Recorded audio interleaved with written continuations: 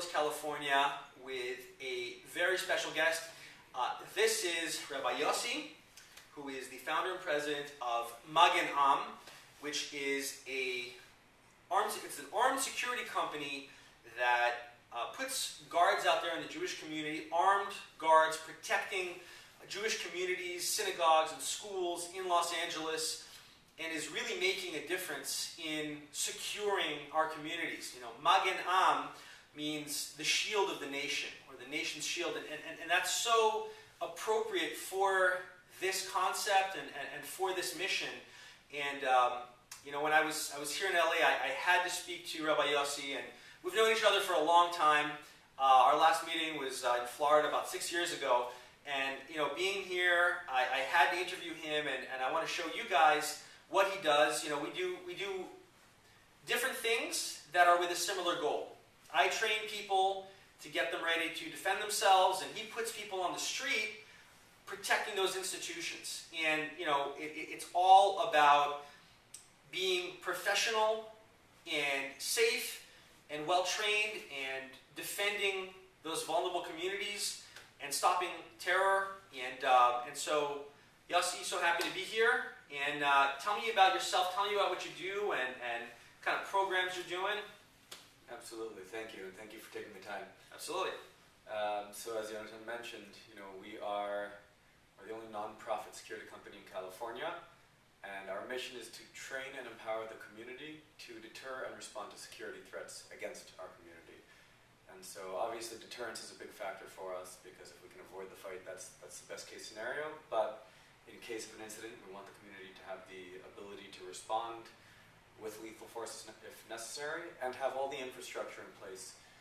So we call it training and infrastructure, right? Training is great. As many people as we can, we want to make sure that they are training and they're prepared and they're ready for the fight to come. And then we want to make sure there's an infrastructure in place to kind of carry through, and what happens next? What's the end then? What's your continuity plan? So we make sure that we have an infrastructure that allows us to legally protect them. There's a licensing policy, an insurance policy, a way that we work with local government to make sure that everyone is kind of on board for how we approach this. We do it through 5 main programs. So we have community-wide training, everything from principles of personal protection, situational awareness, de-escalation, that kind of thing, up and through firearms training that we're doing for community members who are buying guns, which has been on the rise, as I'm sure you know. I definitely know firsthand, and I can imagine that it's the demand is probably just as high here in LA as it is out in the Northeast. I would imagine you guys are probably twice as big out there. Just the community is that much larger. Yeah. You know, 2 to 3 times as large, but if you extrapolate, it's going to be close, right? There's going to be there's a lot of demand for that out here. We take the people who can go through the best training, we take them through what we call our CTM program, our Community Team Member Program. So they become licensed security teams, and they volunteer at their institutions for their communities. So whether it's a shul, a school, a response team within the community, but making sure that we have, government recognizes us, you know, licensed security company, they know what that looks like. So our CTMs really go through, aside from the state training and all the mandated training that they have to take, we put them through an additional training program. It's a 3-tiered program, you know, 40-hour basic training, and then training that comes on top of that. But that's our CTM program, which is really the flagship. You know, that's the crown jewel of what we do. In addition to that, we have our hired security teams. We started out with the Chayalim Bodedim, as you know, this was 3 years ago now, with Label Mengel, who, you know, he's now in Atlanta, and we miss him. Right. But Chayalim Bodedim, that means lone soldiers. So basically, mostly American Jews who went to volunteer in the IDF, and they fall into a category known as lone soldiers because they're alone in Israel. Their parents are far away, and they came back to the U.S. Yeah, so we thought, who better to hire to do this job? They've proven themselves. They want to secure our communities. They're coming back. They're looking to get into the workforce. They're looking to reintegrate to civilian life. And I'm like, hey, that's the person I want standing outside of my kid's school. So, you know, that program, we were able to secure a number of schools by, you know, hiring these IDF veterans, and sometimes, practically speaking, you got to hire a few other people to make that work. Right. But we have our hired teams. we have our patrol and response program, so all licensed through the state, just like every other armed patrol and response service out there in the country. Except we drive pickup trucks because the deterrence is the main thing, so we want people to see us from a few blocks away. And that is supported by our CTMs, so you've got your hired guy out in a vehicle. Dan, one of our US veterans, but came through our veterans program, is our primary guy. And then having the ability to supplement that with our CTMs is the greatest thing ever. Yeah. And then to make all of this work, especially in a place like California, not known for being friendly to the Second Amendment, kind of concerned about civilians owning firearms. So we make sure that we're engaging with local government, local politicians, law enforcement, so that we're not hiding who we are. We're very clear. Here's the licensing. Here's the insurance. Here's how it works, and we become familiar for them so that they get it and they can get on board. And thank God that's been very successful for us. So yeah, I wanted to address that. This is, after all, this is California. This is the bluest of the blue state. It's like, if you took America, you probably couldn't find a bluer state than California and a more anti-gun state than California. New York is pretty bad. New Jersey is not far behind.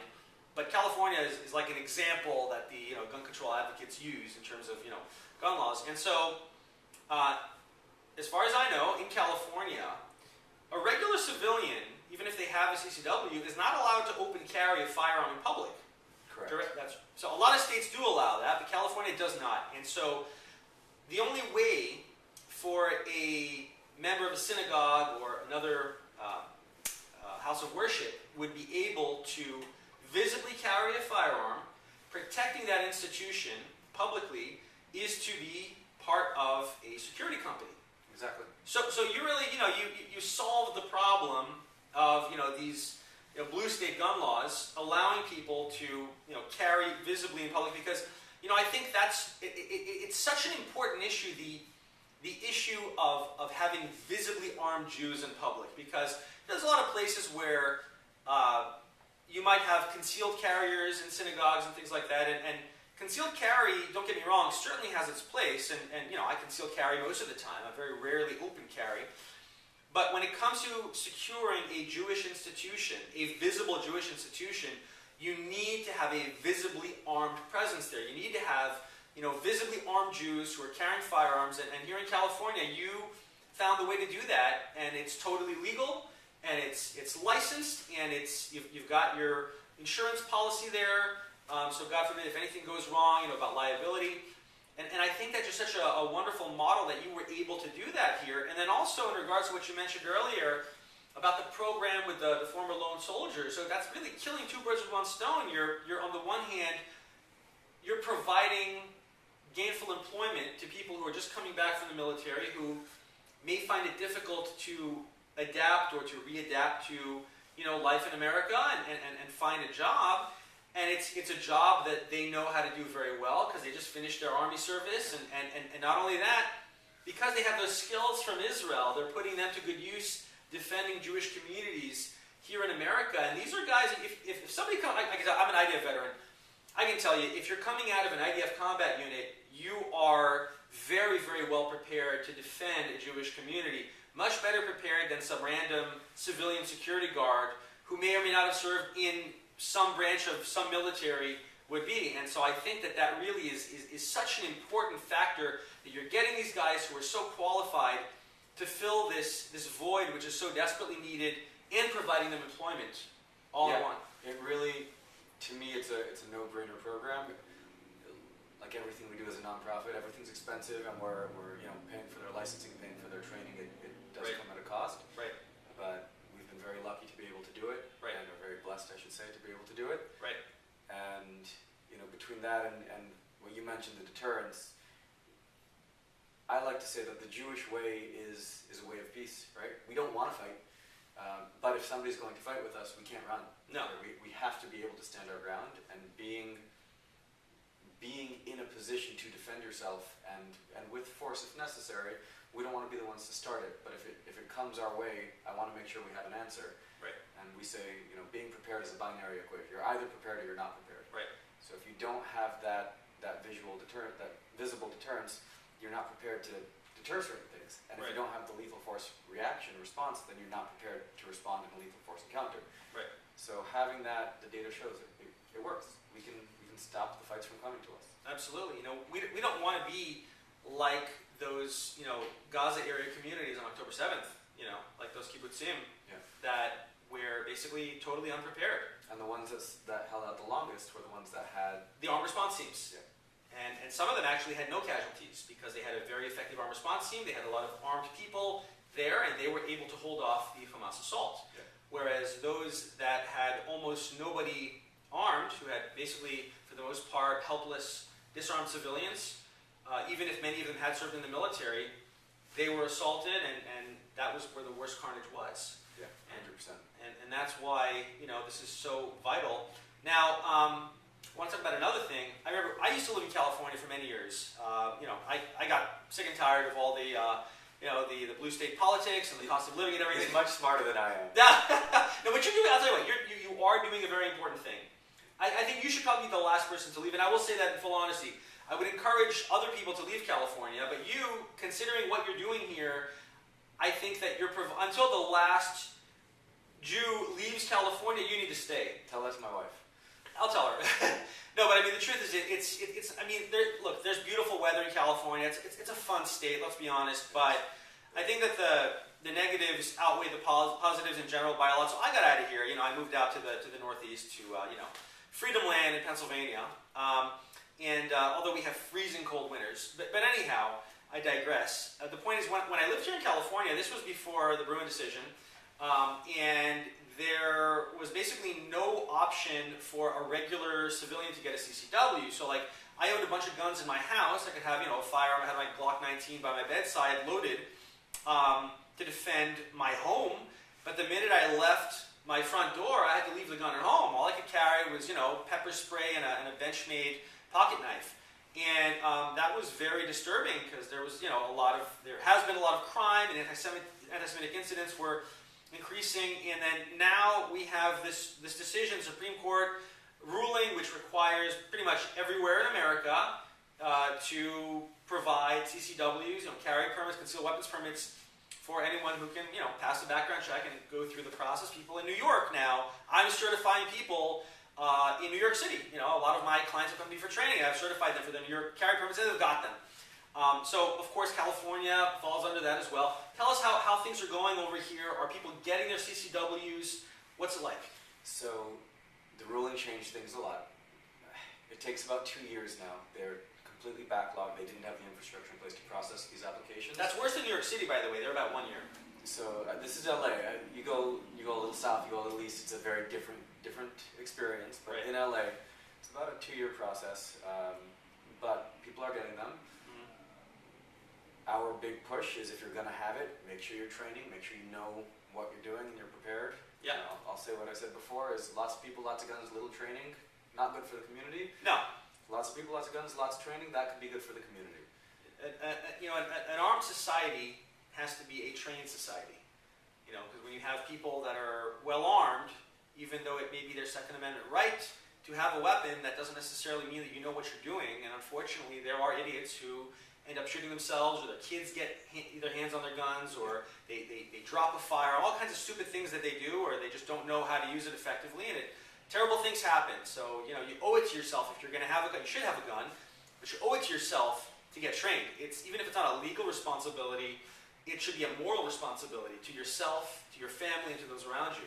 100%. Yeah, it goes back to preparedness, right? We always say you don't rise to the occasion, you fall to your level of training. Right.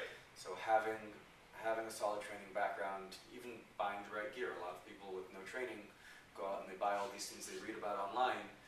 Might not be the best solution for them. Right. So that's a big problem, by the way. Yeah. I have people coming to me to my courses. They have things that are just totally inappropriate, both in terms of guns and gear.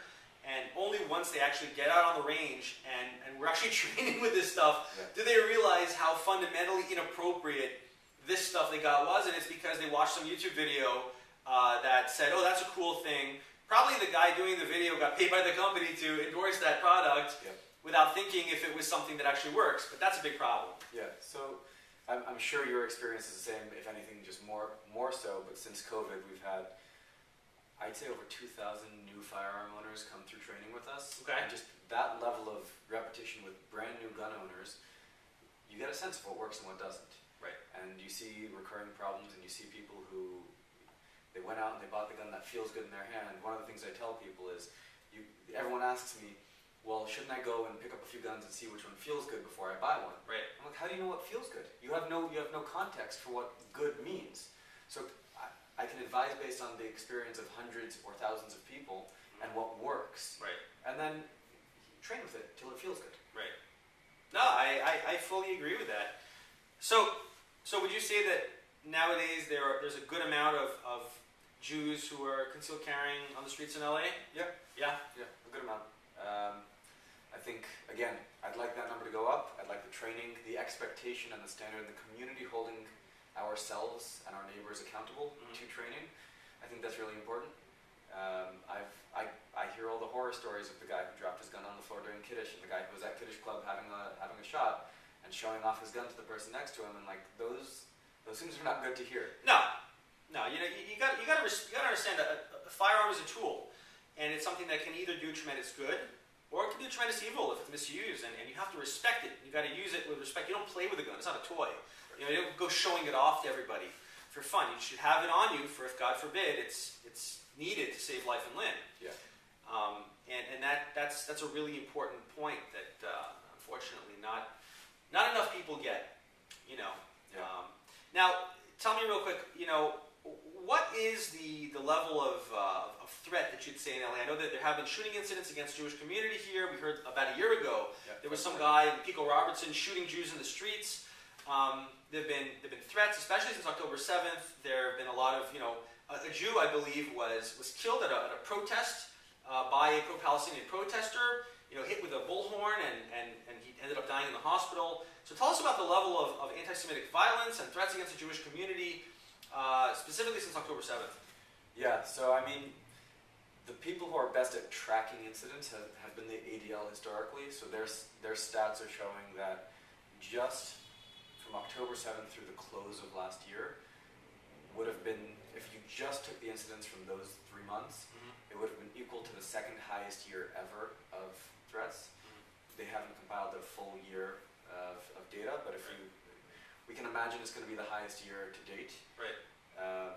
We just pushed through this initiative with LAPD where hate incidents can be reported directly through there. We know things aren't being reported, and that's one of the things we're trying to push is when sometimes it seems as a bother. You know, somebody yelled some expletive against a Jew, that's an everyday occurrence. Right. And who has the time to go spend talking to law enforcement to put a report through? But if we don't, it never happened as far as they're concerned. Right. If we do, A, we're going to have more resources allocated to our community. B, there's going to be prosecutorial power. They can use that later to prove a history of bias. And those two things means we can actually hold people accountable. So, I mean, the threats are up. It's more than we've ever seen it. From the week after getting reports of a guy standing on the roof of his apartment next door to a preschool yelling at the kids that he's going to come kill him, to somebody being threatened in council chambers in city council this week. A council member was threatened that him and all Jews are going to be killed. This is a regular occurrence these days. That is crazy. It's sad and it's shocking, but it is reality. It's not just in LA. You know, this is all over the country, unfortunately. And that is why Jews need to be armed and trained, and more than anything else, visibly armed. You know, it's great to be, you know, carrying concealed, but if there's no deterrence, it's not really going to stop threats from happening. Another thing, you mentioned to me earlier that a lot of people who are politically liberal have actually endorsed your program and are getting trained. I've noticed this. There are people who are lifelong Democrats, you know, who've donated money to Moms Demand Action and other anti-gun causes, and now since October 7th, they're so terrified, they're coming to me demanding training. And you know, you mentioned to me earlier that you're also seeing a lot of this kind of demand for firearms training, and then support by people who would identify as left-wing or not necessarily the most pro-gun, yet they endorse your initiative. Tell me about that. Yeah, so I have this thing, I can't stand Jews standing on the political spectrum pointing at other Jews because of their political alignments. I think that we as Jews need to understand that you go too far this way, you go too far that way, people don't like us. There are some people right in the middle who don't like us. That too. So being very, let me focus on what's best for my community. Right. And with this approach, and not shouting down people who are voting against you, we found that people have learned to embrace, like, hey, maybe this makes sense. Maybe there is a way. And the responsible voice, and not getting up and yelling in people's faces, but like, you know what? I tell people all the time, if you're the type of person who loses your keys 5 times a day, maybe don't buy a gun. Right. That might not be a good idea for you. But if you're a responsible individual, I think this is a tool that can help you save lives. Somebody posted on the chat today, guns save lives. Now, you know, people save lives. Right. Good people, with the right tools, can do it better. Right. Right? We don't, when somebody commits a mass shooting, we don't say the gun killed people, we say there was a bad person who killed people. So, like you mentioned before, these are tools, and getting enough people to recognize that, and recognize that they carry no responsibility, we carry the responsibility, has allowed us to get that support. And security company is a familiar thing for people, right? Even the most liberal-leaning Shoals politicians, they're going to have armed security. Right. So for us to be familiar and like, hey, same thing, same concept, right? I've got better training, I've got higher insurance policies, and we care. Right. And I think people can, that resonates. They can relate to that. Yeah. Do you see more people who are on the political left, or Democrats, that are starting to endorse the idea of the importance of the Second Amendment, starting to understand that it's not about right or left, it's about our rights as Americans to defend ourselves against all threats, foreign and domestic? Do you see a change coming from that side? Because I'm sure you're aware, for traditionally, gun rights has been much more of an issue embraced and pushed by the right, the Republicans, and there has been a lot of resistance from those on the left. And I know that I'm seeing a lot of people who are Democrats that are changing their opinion about that. Are you seeing that here too in California? Yeah, to an extent. I mean, there are politicians whose entire platform was, gun reform and pushing against the Second Amendment.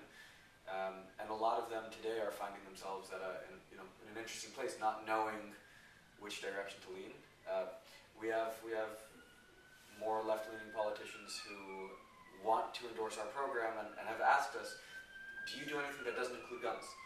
Right? Like, they're trying to find a way that they can be involved, but also not be seen as hypocritical. And it's a challenge. And I wish more people got that the guns don't carry the responsibility that people do. And we want more good people doing good things. I hear you.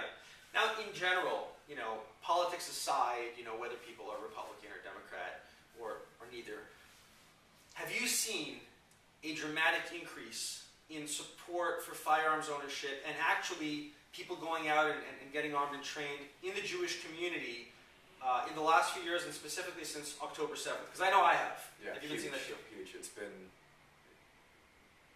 the calls for help have been, loud and clear. Right. Because I remember a time when it was not normal to be armed as a Jew. It was something which was very fringe, and those who were doing it were seen as kind of extreme. It was not a mainstream thing, and I've seen that completely change. I've seen that completely turn around in the last several years, since Pittsburgh, actually, the Pittsburgh shooting. Yeah. And then specifically since October 7th, with all the threats against Jews in America and the pro-Hamas marches and everything, calling to gas the Jews and kill the Jews, people who, I don't know who they voted for, but people who were not, the Jews who were not in the slightest bit interested in guns. Guns were the farthest thing from their consciousness. Yep. Are now coming and getting armed. Are you seeing that in California too? 100%. We have people who, I know who they voted for, and I know that they were very anti-gun, and they are now feeling like, hey, I think I want to buy one. Can we're helping a lot of people through that process, making sure they're doing it the right way. Right. Some people are laughing at how frustrating certain laws are now, because they're on the other side of the equation, trying to figure out how to go through a purchase. Right. So we are seeing that, and again, it's, a lot of my friends are like, you see, you were wrong. And the way I'm looking at this, maybe it's controversial, but the way I'm looking at this is they didn't need it until now.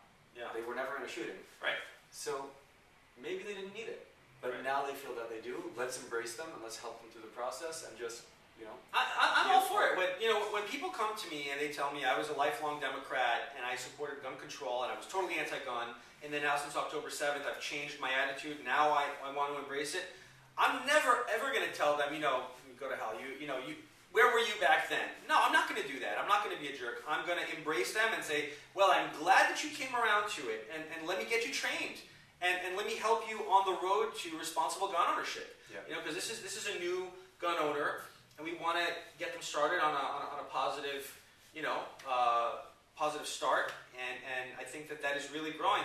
So what I see, because I know what I'm seeing on the East Coast and the Northeast, this tremendous shift happening, and you're telling me what's going on here on the West Coast. So the conclusion that I'm coming to, and I know this is happening in the red states, without a doubt. That doesn't even go into not even up for discussion. There is this nationwide change that is happening within the Jewish community where gun ownership is becoming normalized, and the concept of having an armed community is being embraced rather than rejected by Jewish communities all over the country. It doesn't mean that everybody is on board. I'm sure there are still people who are just so ideologically anti-gun that they will never come around to it.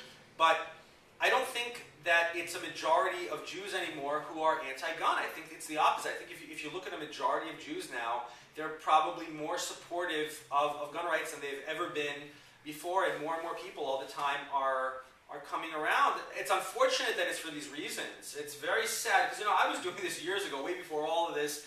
I've been a firearms instructor for, over 15 years now, and I've always owned guns, and it never even was a question to me whether you should have one or not. But there are a lot of people that had to wake up through these horrible, shocking, terrible incidents, and that's what it took. Yeah, and as I said, maybe they didn't need it before, but now people feel like they do. The veil has been lifted. The only thing I'd say is you used the word that armed communities are being embraced, and I'd say secure communities, prepared communities. I think that is still a triggering word for some people. Maybe for some people. I think it's important to use the term armed because unarmed security is just as good as no security. You have to have weapons, you have to have firearms. It's the first step, it's not the last step, it's the first step. You need to have training along with it and professionalism. You're either prepared or you're not. Right. So if you want to be prepared for that threat, you need that solution. Exactly. So you can have a very prepared person, let's say an ex-Navy SEAL as a security guard. If he's unarmed and there's a team of terrorists that are coming to take him on, he's not going to stand much of a chance. So I think the term armed community is important to use, even if it is still in some circles controversial. And I believe you when you say that it is. But I think that to use the term armed communities, along with prepared communities, I think we should probably use the terms together. Yeah. Armed, prepared communities. Armed, secure communities, because it goes together, if you're doing it right. And so that's very, very important. Real quick, I saw you on, I believe it was Fox News. You were featured on Fox News, and then I think I saw you featured in some NRA, some sort of media release. Yeah. And they were very supportive. I think the NRA was mentioning this is, Rabbi Yossi. We're proud to have him as one of our NRA Certified Instructors. And I just got to say that I'm intricately involved in the firearms industry and the 2A community. Whether it's the NRA or the GOA or other 2A organizations, Second Amendment political organizations. I think that they are so supportive of Jews getting armed. It's unbelievable. Have you noticed that? Definitely. They're the ones reaching out to us. I think what's been, again, a big blessing is even CNN covered this story. Wow. Which is did they give I didn't see that one. Did they give a positive angle? Very positive angle. Really? Very positive. I'll send the link. But we got Fox and CNN to share a similar story, which is incredible. Okay. But one of them we had to push, and the other one was banging on the door. So I think... wow. Well, believe it or not, Haaretz, the well-known far left-wing Israeli publication, they wrote an article about Cherev Gidon, about my training school right after Pittsburgh, and surprisingly, it was a very fair article. Yeah. I was shocked. Yeah. I didn't expect that, but it was. It's up there on the internet if you want to see it.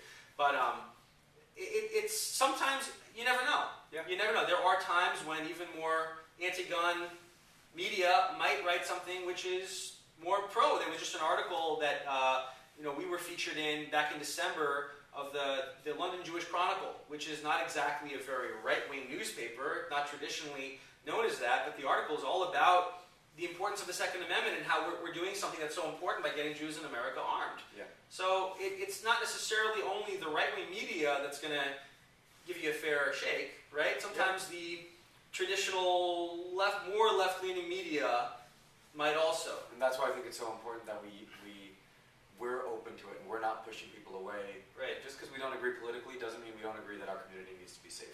As long as they're going to feature you in a fair light. Yeah. Because media can, if they want to, they can twist a story Always. and misrepresent you. And I'm glad that they didn't, because some people with an agenda might do that, and I think that it's really important they didn't. So that is really awesome.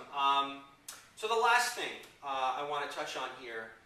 What are your plans for expansion? Because it is amazing the model that you've established here in LA. It shows that you can do this in the bluest of the blue states and cities, because LA is a very blue city in the bluest state, right? So maybe it's not as blue as San Francisco. I'll hand you that, but it's second to San Francisco. It's pretty darn blue, right? And you were able to pull this off effectively and in a way which is embraced by all sides of the political spectrum. In LA. I think this is very much needed in a place like New York. New York is the largest Jewish community. In fact, it's the largest Jewish community in the world. There are more Jews in New York than there are in Jerusalem. Yeah. Okay, so and Jews in New York. I mean, I should know. I'm right there. I'm right next to New York. I'm training them. They're under more threat than they've ever been. The violence is out of control, and the government is not enforcing the law. The NYPD's hands are tied behind their back, and there are laws which basically encourage criminality, encourage anti-Semitism, and they're really under threat. And there's nobody out there that is protecting them. There's no official armed security patrol. There might be some private security companies, but that's only whoever can afford them gets them. Something like Magen Am would be, in my opinion, so effective in places like New York City. Do you have plans to expand out there?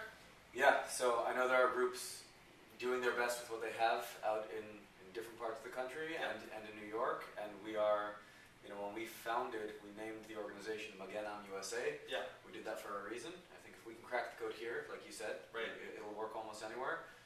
And so we just brought on a new CEO 2 months ago, and the goal is expansion. And we're having those conversations. It's not a short road, it's not an easy road, but realistically, in the next year, 2 years, I think we're going to be in several more cities across this country. I sure hope so. But let me ask you one more thing. Have you received any pushback from people who do not like what you do, who think that this is dangerous, this is extreme, or people who are, let's say, anti-Semitic and are very perturbed by the idea of armed Jews? Have you received any negative feedback or pushback? In the early days, all the time. Okay. Recently, more and more people who were against us previously have gotten on board with this. We get hate online. We get, all of those comments they're gonna come because we're Jewish, and people are gonna hate us because we're Jewish. Sure. But it doesn't bother us. Doesn't stop you. No. I mean, I'm exactly the same with me.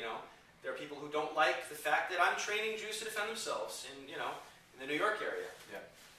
Well, that's exactly why we need to train Jews to defend themselves. More of a reason. So you can't give up and you can't give in. So let me ask you this. So if there are people that are watching this that are interested in getting involved, let's say people who live in LA and would like to maybe volunteer as part of your programs to protect their synagogues or get some training, or if maybe there are former lone soldiers out there that would like to get employed as armed security guards, or if there are people from different communities that are interested in perhaps building a relationship with you and having you guys start the process of maybe establishing, something where they are, wherever that might be, how can they reach out to you? Who should they contact? Is there a website? Is there a phone number, email? Yeah, thank you. So spelling's here because a lot of people struggle with it, but magenam.com is our website. We're on social media as Magen Am USA. Okay. But definitely you can reach out there. There's a contact admin@magenam.com. There's contact info on the website. We're pretty responsive on Facebook, Instagram, social media as a whole. Right. I hate to make this a pitch, but expansion, it's challenging, and we're a nonprofit, so we need support if we're going to be growing. Right. Everyone here, we've got programs here, we've got something established, but people get frustrated that hey, when can you come to Colorado? And it's, well, that depends. It takes time. It's not easy. It's like people ask why the Israeli army has taken so long in their operation in Gaza. It's a complicated mission, you know. Yeah. Same thing here. It's long and difficult. There's a lot of bureaucracy, and to try to work that out. The fact that you've even done as much as you've done here in LA is very impressive. It's almost a miracle. I say we're moving mountains with toothpicks. I would say, absolutely. Yeah. Listen, you guys are doing God's work, and so I wouldn't be surprised if you got, somebody up there who's helping pull the strings to make the gears move. Yeah. But that is awesome, and so I am so happy that we got to sit down and have this conversation, and hopefully people seeing this will get involved, and I hope at some point you guys will be as big in New York as you are here in LA, because God, it is needed out there. Maybe even bigger. Maybe even bigger, hopefully, because it's a bigger community, much bigger. Yeah. So, Rabbi, thank you so much. Thank you. Have a Shabbat Shalom. It's been a pleasure.